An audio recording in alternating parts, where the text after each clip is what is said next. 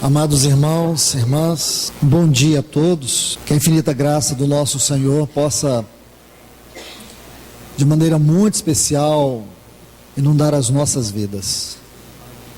Que mais uma vez possamos, aqui aos pés do nosso Senhor, contemplar toda a beleza da sua pessoa que nos é revelada aqui nesta mesa. Que o Espírito Santo venha governar de maneira soberana esta reunião, conduzindo o nosso coração à adoração, conduzindo o nosso espírito a estar discernindo mais das glórias de Cristo, neste santo privilégio que nós temos de nos reunir em torno do Senhor. Eu convido todos a abrirem suas Bíblias aqui no Evangelho de João, no capítulo 19.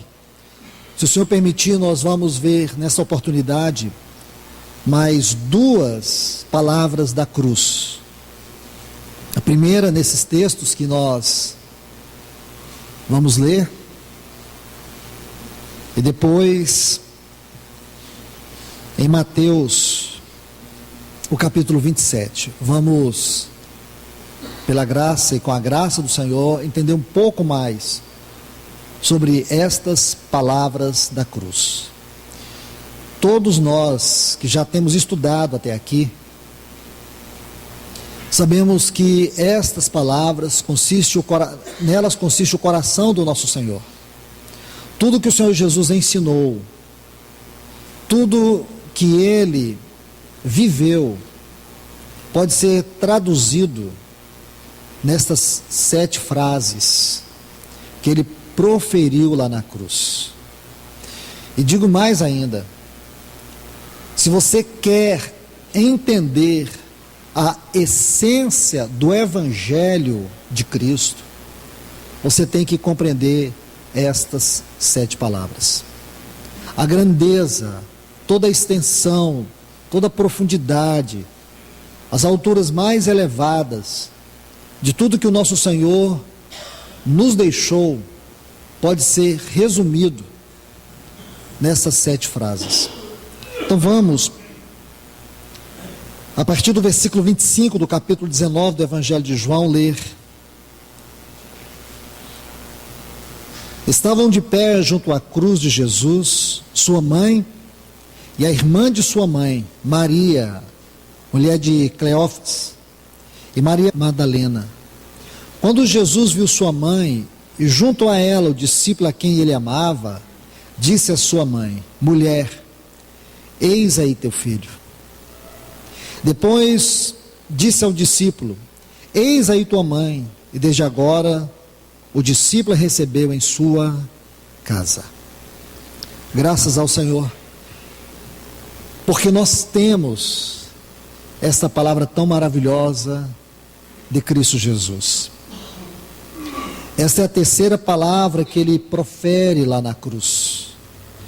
A palavra anterior, se vocês se lembrarem muito bem, ela fere frontalmente a doutrina do purgatório. E essa aqui vai ferir a doutrina da mariolatria. Porque quando você estuda essa doutrina da mariolatria, ela vai dizer que Maria é a mãe de Deus, a protetora da igreja. Agora você está vendo, irmãos, que quem precisa de proteção é ela. Lá na cruz, Jesus viu que Maria precisaria de proteção. A tradição diz que João cuidou de Maria por 12 anos, ele não mudou, ele não saiu de casa, ele cuidou dela durante 12 anos. Ele só pode avançar no seu ministério depois que Maria morreu. José, segundo a tradição, já estava morto. Mesmo antes de Jesus iniciar o seu ministério, José já havia morrido. E agora, Maria está ali ao pé da cruz. Eu creio que só uma mãe pode entender melhor o coração dessa mulher. Você observa que Jesus nunca a chamou de mãe. Ele sempre vai se referir a ela como mulher. João 2, você vai ver isso, mulher. De fato, irmãos, ela sabia do seu papel, ela conhecia o seu lugar. Ela sabia muito bem quem ela era neste plano divino. Ela sabia que ela era um meio e não um fim. Ela sabia muito bem e cumpriu muito bem o seu papel. Mas nós não podemos tirar dela ali o seu lugar, como mulher e como mãe. E saber que ele lá na cruz, ele cuidou dela também. E mostrou para todos nós que os verdadeiros laços são aqueles laços que são construídos através do Calvário. Aqui nasce a família eterna. A família onde o cuidado é verdadeiro, onde o amor é verdadeiro. E o Senhor Jesus, ele mostra isto. Mas eu gostaria de chamar a atenção de vocês, em primeiro lugar, para Maria. Imagine o coração daquela mulher ali. Você sabe muito bem que há 33 anos atrás, Simeão, ele deu uma profecia para ela. Uma profecia que parecia que jamais poderia se cumprir. E ela se cumpriu aqui na cruz. Deixe-me mostrar isso para vocês. Vem comigo aqui em Lucas, capítulo 2. Se você começar a ler a partir do versículo 25 de Lucas, capítulo 2, não é necessário que você faça isso. Você vai ver que este homem, chamado Simeão, era um homem cheio do Espírito Santo. Diz que o Espírito estava sobre ele. E diz que o Espírito Santo, no versículo 26, lhe comunicara que não veria a morte antes de ver o Cristo do Senhor. Aí no versículo 27 diz que, movido pelo Espírito, ele foi ao templo, quando os pais levaram Jesus para apresentar. Aí diz que ele tomou o Senhor Jesus nos braços e bendisse a Deus, dizendo: agora, soberano Deus, Senhor, podes deixar que teu servo vá em paz. Então ele está proferindo essa palavra. Observe comigo no versículo 34 que diz: Simeão os abençoou e disse a Maria, mãe de Jesus: este está sendo colocado para queda e levantamento de muitos em Israel, para sinal de disputa. Agora ele abre um parêntese e vira para ela. Eu não sei como está na sua Bíblia, eu estou lendo na Reina Valera. Na minha versão aqui tem um parênteses. Ele vai dizer assim para ela: e uma espada transpassará tua, está vendo aí, tua. Ele vira para Maria e diz: e uma espada transpassará tua própria alma. Aí ele volta, veja, para sinal de disputa, de modo que ninguém descobertosos pensamentos, aliás, de modo que fiquem descobertos os pensamentos de muitos corações. Agora, quero que você observe para esse parênteses, eu não sei como está na sua versão: e uma espada transpassará tua própria alma. Então, quando você estuda os comentários sobre esse texto, você observa com cuidado, você vai ver que ele está dando essa profecia para ela, que uma espada iria transpassar o coração dela. Ele disse para Maria, mãe de Jesus. Não esquece isto. Ele está dizendo, então ele fala do Senhor e depois ele diz para ela: uma espada transpassará teu coração. E aqui a espada está transpassando o coração de Maria.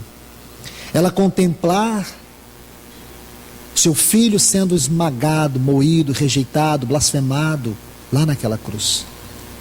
Só uma mãe pode entender o coração dessa mulher. Ela vê o seu filho ali, e ela completamente impotente. A Bíblia não diz que essa mulher gritava. A Bíblia não diz que essa mulher estava ali em profundo desespero. A imagem que nos passa de Maria é de uma mulher profundamente esmagada, impotente, estarrecida, de ver seu filho dilacerado naquela cruz. Quando você olha para isso, irmãos, não tem como o coração não estremecer de ver e de pensar nessa mulher. Jesus mostra que ela precisa de cuidado e proteção. Ela não era uma mulher mais santa do que outra mulher, mas ela foi uma mulher única dentre todas as mulheres, porque ela foi a escolhida para que o seu ventre fosse aquele lugar onde o Filho de Deus foi gerado. Ela cumpriu o seu papel. mas ela guardou no coração as afeições, os momentos que ela viveu com o Filho de Deus no seu seio, nos seus braços, no seu colo, nos seus ombros. Agora ela olha para aquela cruz e o vê completamente esmagado. Vê que dali ele não sai, ele quase não abre a boca, sofrendo tudo o que ele sofreu. E de repente ele olha e a vê, e ele diz assim para ela: mulher, eis aí teu filho. Aí ele vira para João e diz: eis aí tua mãe, mostrando que os verdadeiros laços são os laços do Calvário. Essa família eterna, que nós viveremos e existiremos juntos por toda a eternidade. Não há laços maior do que este, do que os laços construídos no Calvário. Não existe, irmãos, nenhum outro laço pode ser maior do que este. Da mesma forma como ele se aliançou conosco, ele completamente divino, 100% divino, e nós 100% pecadores. Ele o Redentor, nós os redimidos. Ele é a vida, nós estando mortos. E ele veio até nós. E ele nos tomou, não apenas para sermos salvos, mas para, em aliança, ser a sua eterna esposa, ser a sua família. Esses são os laços do Calvário. Isso é lindo, irmãos. Isso é tão precioso. Porque que nos mostra o coração do Senhor, e que no coração do Senhor tem esse sentimento de família. Ele mostra para Maria qual era o seu verdadeiro filho, mostra para João a sua verdadeira mãe, onde tem cuidado, onde tem amor, onde tem afeto verdadeiro. Essa é uma palavra de afeto, essa é uma palavra de amor. E ele mostrou o caminho deste afeto, ele mostrou o caminho deste amor. E é nesse caminho que a igreja é edificada de maneira prática. E você pode ver que na vida da igreja, Deus nos dá mães, Deus nos dá pais, Deus nos dá irmãos verdadeiros. Por isso nós chamamos uns aos outros de irmão. Foi assim que Paulo foi primeiramente recebido na igreja, irmão. Graças a Deus por isso, louvamos ao Senhor por isso. Essa é uma palavra linda que o Senhor nos dá aqui. Veja que ele diz isso para ela, mãe, ou ele diz para ela, mulher, aliás. Aí diz que ele, vendo sua mãe, disse: eis aí teu filho. Que lindo é isso, irmãos. Linda palavra é esta. A palavra que nos mostra que os relacionamentos eternos são esses que são gerados no Calvário. Agora vamos para mais uma palavra. Mateus capítulo 27. Vamos ler a partir do versículo 45. Esta é a quarta palavra da cruz. Desde o meio-dia houve trevas sobre toda a terra, até as 3 da tarde. Por volta das 3 horas da tarde, clamou Jesus em alta voz. Eu quero que você observe essa frase: clamou Jesus em alta voz. Isso aqui é extremamente significativo, meus irmãos, porque ele estava, lembre-se, pendurado naquela cruz desde as 9 horas da manhã. Já haviam se passado 3 horas que ele estava com seus pés cravados e suas mãos cravadas naquela cruz. Considerando que desde a meia-noite ele já começou a sofrer todo tipo de abuso, agressão. Ele estava com sua fronte espancada, com seu rosto espancado. A Bíblia diz que eles batiam no seu rosto, eles batiam com caniço na sua cabeça sobre aquela cruz. Ele levou uma quarentena de açoites, ele teve suas vestes rasgadas, todo tipo de humilhação, de blasfêmia, de agressão ele sofreu ali. Agora, irmãos, com pouca força, sem dormir por toda uma noite. Antes ele havia se angustiado de tal maneira lá no Getsemane que o seu suor transformou-se em gotas de sangue. Lembra quando Marcos diz no capítulo 4 que ele orava e caía pelo chão? Orava e caía pelo chão. Agora veja, diz que desde o meio-dia houve trevas sobre toda a terra. até as 3 da tarde. Por volta das 3 horas, tão perto ali das 3 horas, quando ele vai proferir as últimas palavras, clamou em alta voz, dizendo: Eli, Eli, lema sabachthani. Isto é, Deus meu, por que me desamparastes? Oh, irmãos, irmãs, como eu gostaria que vocês capturassem todas as forças dessa frase: Deus meu, por que me desamparastes? Martinho Lutero, ele chegou a dizer assim que isso é tão profundo, como entender Deus sendo desamparado por Deus? Como entender Deus desamparando o próprio Deus? Sabe o que ele conclui? Diz assim: eu não entendo. Eu não entendo. Não tem como entender esse mistério. Este talvez seja o mais profundo de todos os mistérios da cruz. E se você me perguntar, irmãos, eu também não sei te dizer muita coisa. Porque se ele, sendo Deus, o próprio Deus, disse por quê? Por quê? Então quem sou eu para tentar responder toda a essência que está depois desse porquê? Uma coisa eu sei, que ele fez o que fez porque nos amou. Eu sei que o que ele teve que fazer e o que ele fez com seu filho lá na cruz foi para que eu e você fôssemos eternamente perdoados. Então isso é muito rico. Durante 3 horas anteriores, você vê aquele sol sobre ele.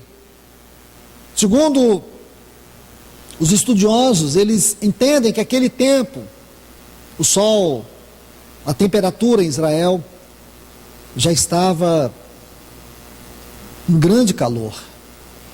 E ali, naquele exato momento, irmãos, que começa o meio-dia, o sol estava a pino.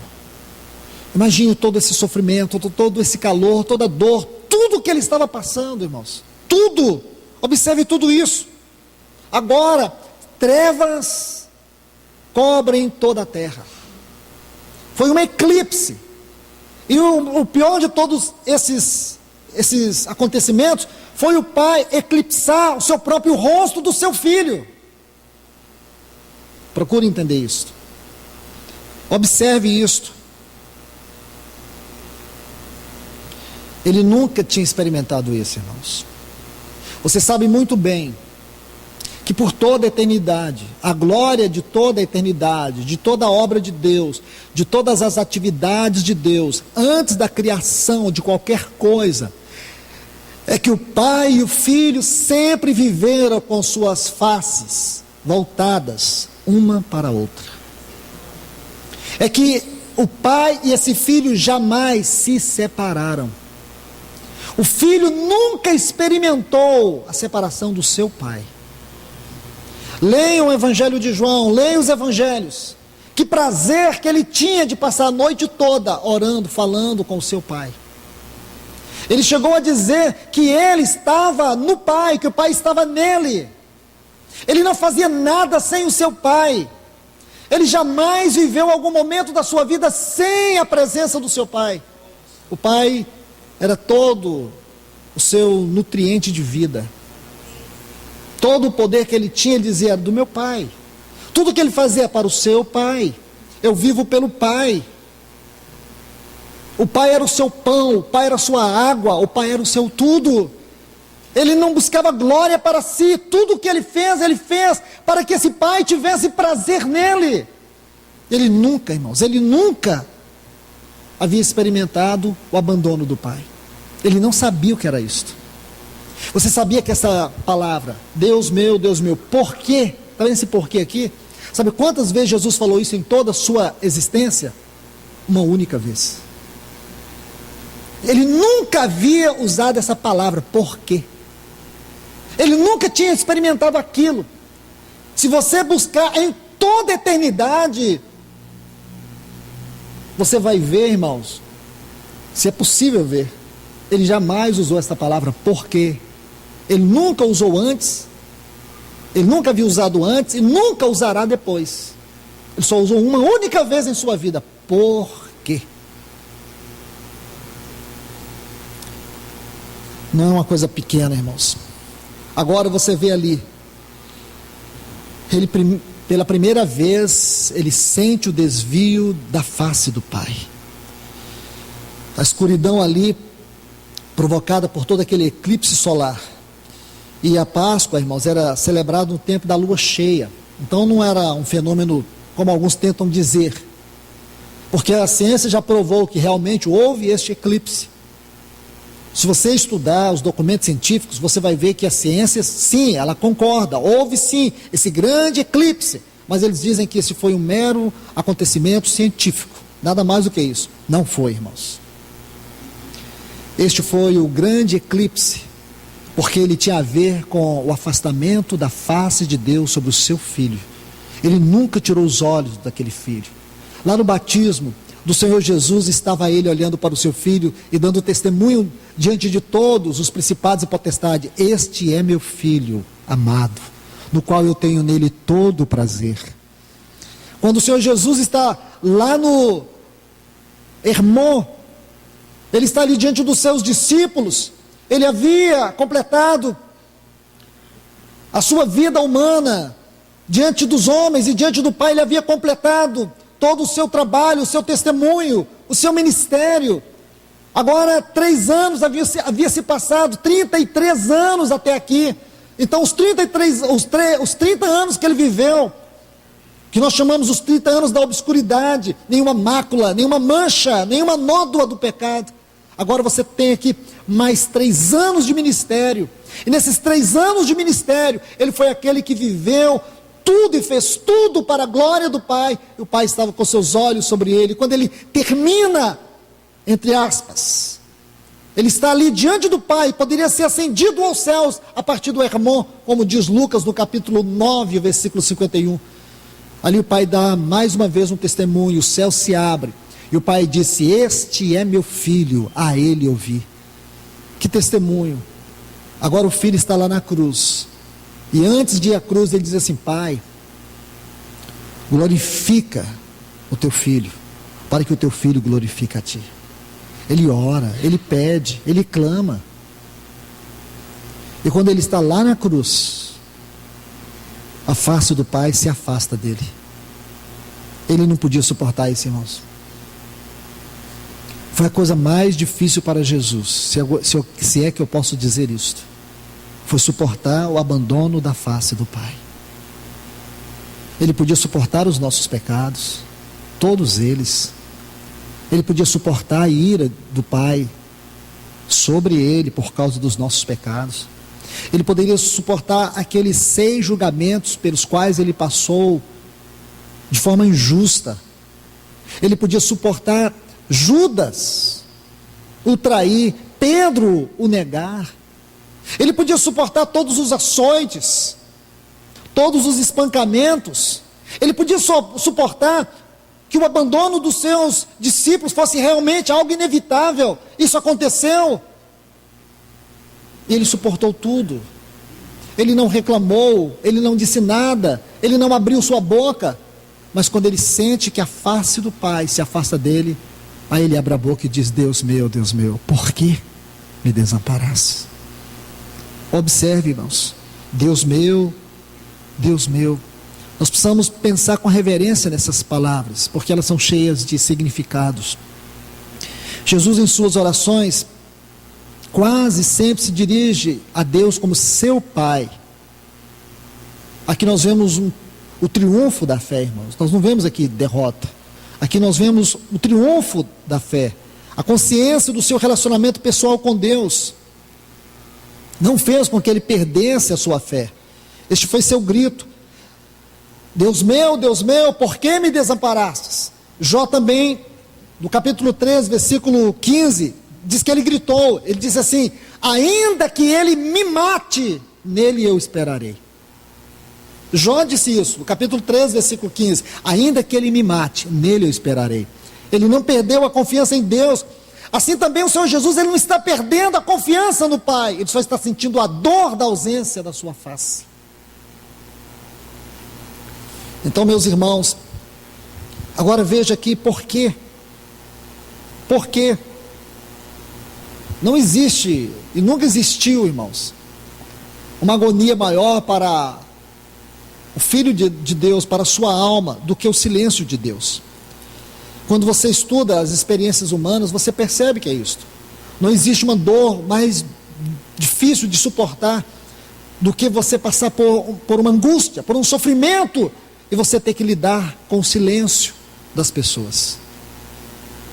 Não existe dor maior do que essa. Não há experiência de vida tão terrível como o silêncio, como o mistério, que muitas vezes se alojam nas nossas duras experiências, nas nossas duras horas de angústia, quando você não consegue entender, quando você não consegue ver, e às vezes quando você não consegue ouvir uma resposta, você quer resposta e não tem, o silêncio está ali, diante de você. Uma experiência de completo isolamento, ou horas de isolamento e tristeza, quando você não tem voz, quando a sua visão não consegue contemplar o outro, de quem você tanto desejaria uma palavra, não há promessa, não há esperança, não há explicação. Eu creio que é nessas horas, irmãos, que a nossa alma começa a dizer: por quê? Por que eu estou passando por isso? Por que isso está me acontecendo? O nosso Senhor, Ele experimentou isso, irmãos, da forma mais profunda, porque o Pai o assistira durante todo esse tempo, desde aquela hora lá do Getsemane, quando ele dizia: Pai, se possível for, passa de mim esse cálice sem que eu beba. Palavras profundas. O Pai estava contemplando o seu filho, o Pai estava vendo o seu filho durante todo aquele tempo. Irmãos, Ele não diz nada. Ele está ali naquela cruz por 3 horas, pendurado, a treva sobre a terra, e o Pai não diz nada. Esse silêncio mortal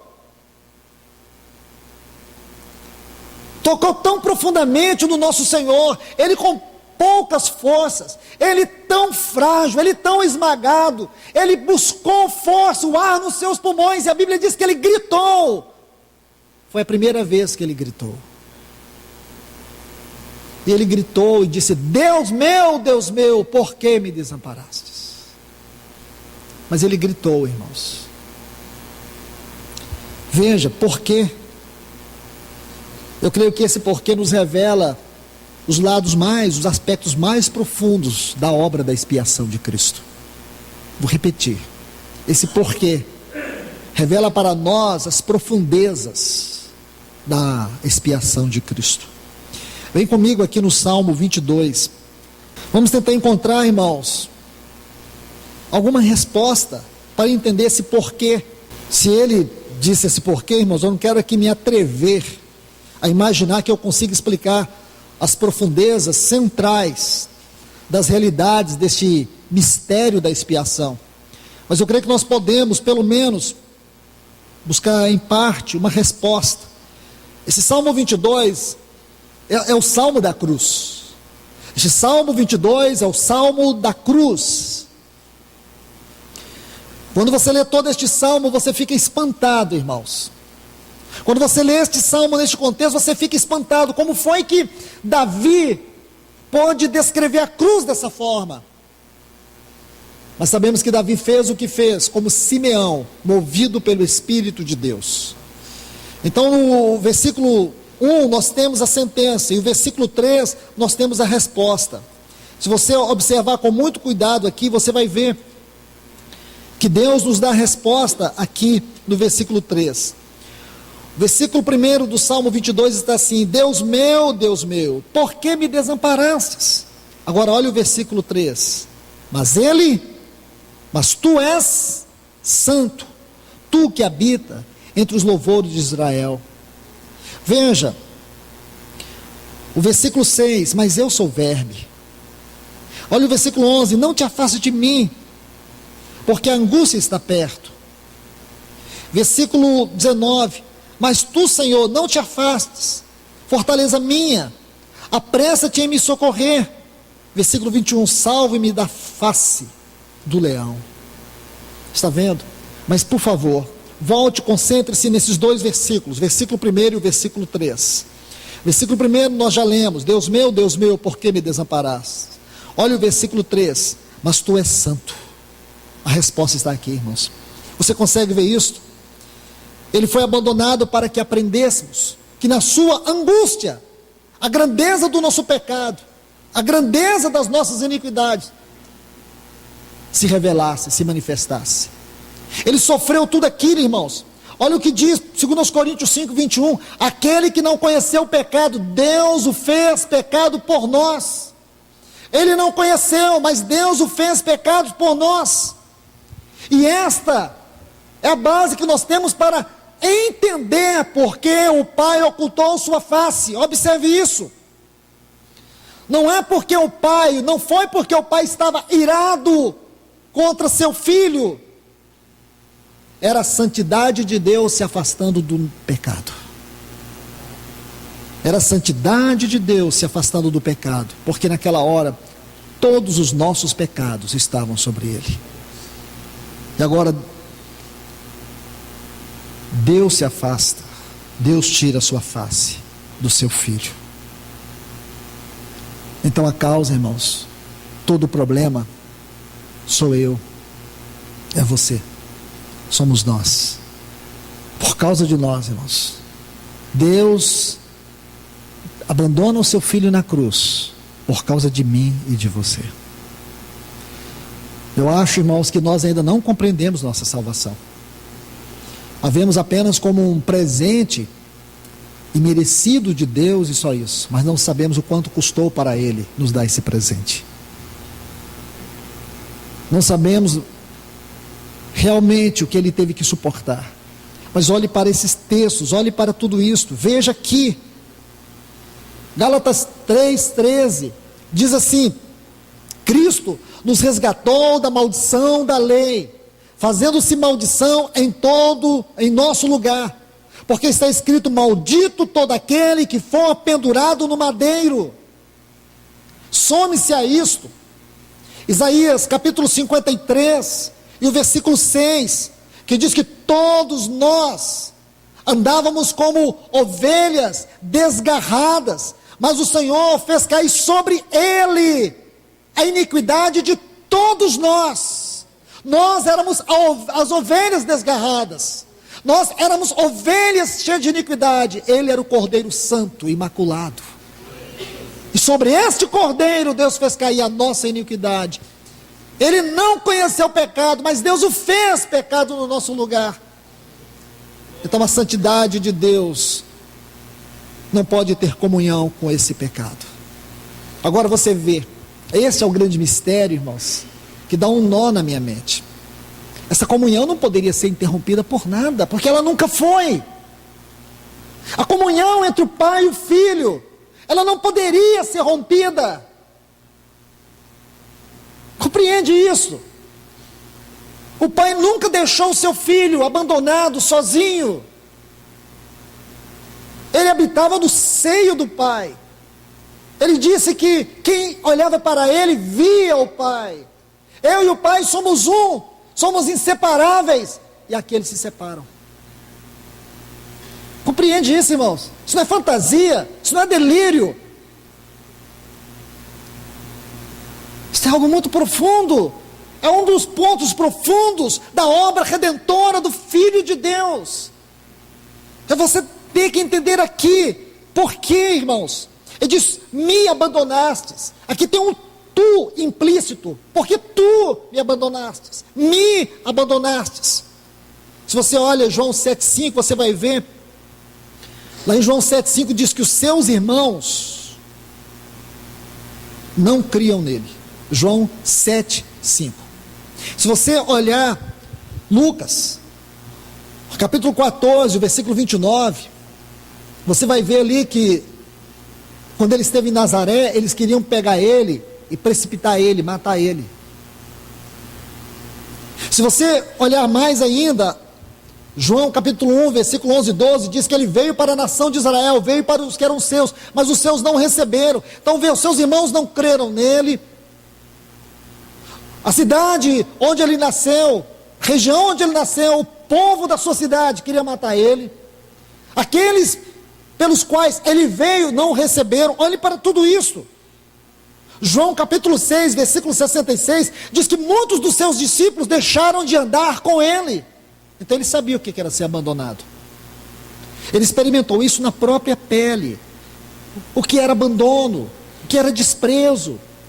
Depois, o seu discípulo, da sua confiança, quem? Judas, o tesoureiro dele, o traiu. Pedro, aquele que ele viu quando André o trouxe, ele colocou os olhos de maneira muito íntima em Pedro, porque ele amava Pedro, ele não desistiu de Pedro. Pedro o negou. Ele sabia o que era ser traído, irmãos. Ele sabia o que era ser abandonado. Mas sabe quantas vezes você vai ver o Senhor lamentar isso? Nunca. Lá em Marcos capítulo 14, versículo 50, está assim, ó: e todos os seus discípulos o abandonaram. Porque quando os discípulos viram ele ser preso ali, quando os soldados chegaram e prenderam, sabe o que aconteceu? Os discípulos fugiram. Marcos capítulo 14, versículo 50. Então ele sempre viveu essa experiência de desprezo, de abandono, de traição, mas ele nunca abriu sua boca. Mas quando ele está lá na cruz, vivendo suas últimas horas, o Pai afasta a sua face. Aí ele abre a boca e diz: Deus meu, por que me abandonaste? Por que me abandonaste? E não tem resposta, irmãos. Essa resposta, ela ficou no silêncio, no mistério. Então você vê que não é tão simples assim. Mas a única alternativa que nós temos é que o Pai fez isso por amor a nós. Eu vou repetir, irmãos. Deus fez isso por amor a mim e a você. Deixar seu filho sofrer naquela cruz, para uma pessoa como eu e você.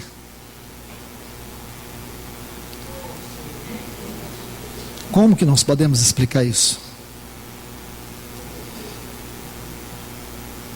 E às vezes somos tão indiferentes quando cantamos, quando falamos dele, quando o adoramos. Veja que nessas palavras consiste o coração do Evangelho, irmãos. Não precisamos de muita coisa. Entende essas 7 palavras? Você nasce de novo.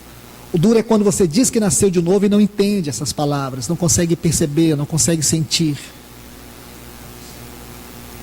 Não, nascer de novo religioso não é conversão, irmãos. Olha aqui, por que me abandonastes? É como se ele estivesse dizendo, nesse grito aqui, você pudesse entender mais ou menos assim: eu posso suportar que os meus irmãos não creiam mais em mim, não me sigam. Eu posso suportar que os de Nazaré queiram me matar. Eu posso suportar que a nação para a qual eu vim me rejeite.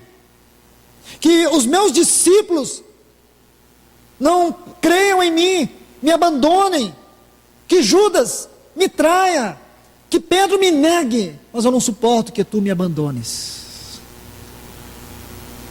Consegue entender? É o que você entende aqui, é o que está explícito aqui. Ele está completamente só. Irmãos, quem aqui pode compreender a dor, a tormenta no coração do nosso Senhor, por sentir abandonado naquela cruz? Lá no Salmo 22 ele diz assim: eu sou verme. A palavra ali é cox ilicis, que é uma lagarta, chamada lagarta escarlate, porque era dela que se extraía a cor vermelha de escarlate. Então ele sente como uma lagarta, que tem que ser moída, para que essa cor escarlate, a cor que representa ele como nosso Salvador. Agora olha essa palavra, abandonaste. Quem de nós aqui, irmãos, pode avaliar o sentido dessa expressão, quando ela é aplicada ao nosso Senhor? Quem? Quem, irmãos? Como você pode imaginar o inculpável Filho de Deus abandonado por Deus? Como isso vai entrar na nossa cabeça? Agora você entende o que Isaías quer dizer? Quem deu crédito à nossa pregação? Como alguém pode entender isto? Como? Porque quem está naquela cruz é o amado Filho de Deus, é o eterno Filho de Deus, aquele que sempre esteve em comunhão com Deus. Então, por um lado, irmãos, o que você vê naquela cruz? Você vê toda a ira do inferno. O Salmo 22 é cantado assim. Ele pede ao Pai: me livra disso, me livra daquilo, me livra daquilo. É como se o inferno todo rodeasse, toda a ira do inferno estivesse contra ele. Mas agora não é só isso, irmãos, a ira do céu também vem sobre ele. Compreende? Você consegue ver? Não é só a ira do inferno, agora a ira do próprio Deus, do próprio céu, vem sobre ele. Olha aqui, Salmista 37, no versículo 25, ele diz assim: jamais vi o justo desamparado. Já leu esse salmo? Jamais vi o justo desamparado. Salmo 37, 25. Mas agora aqui nós vemos um justo desamparado. O Filho de Deus, justo. Esse é o justo na essência da palavra. Este é justo em toda a essência dos seus atos. E ele está ali, irmãos, abandonado. O único verdadeiramente justo está abandonado. E como que você vai explicar isso? Como nós podemos entender isso?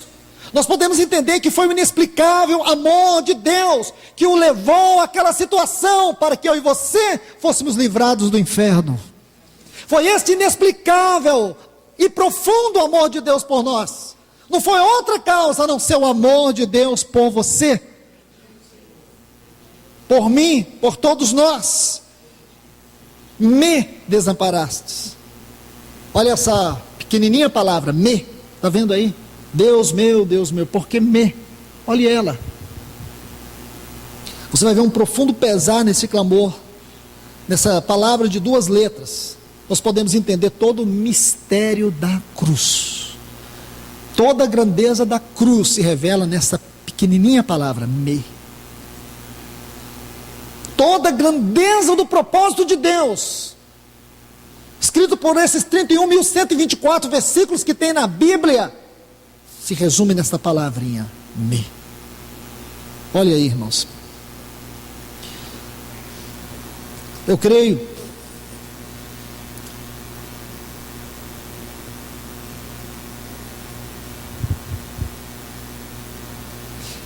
que não haveria nenhum mistério se Deus nos abandonasse, ou haveria? Não. Eu creio que seria muito lógico se Deus nos abandonasse para sempre, porque nós merecíamos. Olhe para você. Eu creio que se Deus me abandonasse, e eu entenderia, irmãos. Se Deus me deixasse para o inferno, eu entenderia. Pense um pouco comigo. Se Deus te abandonasse, eu creio que você entenderia sim. Seria muito dolorido, mas você entenderia. Mas olha aqui, irmãos, porque nós estaríamos recebendo o justo castigo que todos nós merecemos. Mas por que Deus abandonaria seu filho, sem pecado, sem culpa? Um filho que nunca lhe causou uma angústia, uma dor, uma tristeza. Compreende, irmãos? Ele testemunhou todo o seu prazer por esse filho. Então por que Deus o abandonou? Sabe por quê? Porque ele tomou o meu e o teu lugar naquela cruz. Por isso que o Pai o abandonou. Porque ele tomou o nosso lugar na cruz. Ele estava sendo abandonado para que nós pudéssemos ser perdoados, redimidos, arrancados do império das trevas.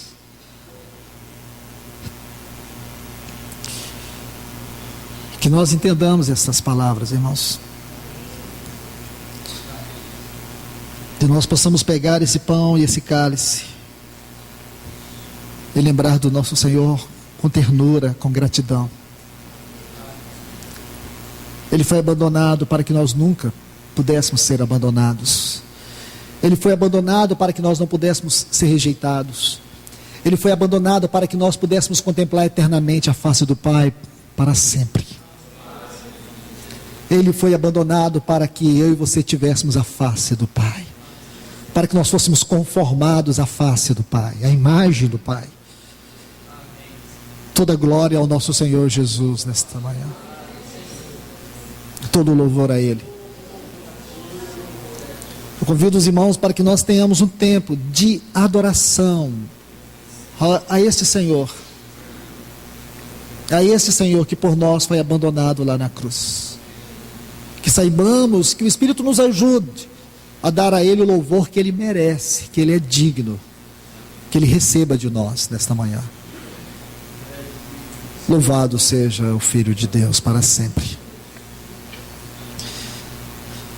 Nós te agradecemos, Senhor, mesmo com as nossas palavras limitadas, mesmo com a nossa completa incapacidade, com as nossas dúvidas, nos sentimos esmagados, Senhor, por ver o que o Teu Filho passou por nós naquela cruz.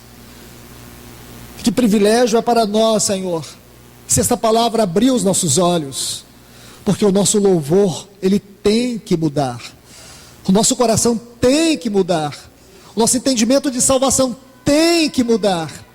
Por isso nós te pedimos ajuda, querido Espírito Santo. Revela-nos a glória desta cruz, revela-nos a glória destas palavras, que nesta manhã nós saibamos te dar a verdadeira adoração, o verdadeiro louvor, porque só Tu és digno, só Tu és digno de toda adoração e de todo louvor. Nós te louvamos, Senhor, por essa manhã tão especial. Te louvamos pela Tua palavra, te louvamos por ver o Teu coração nestas palavras. Te adoramos, Jesus. Amém.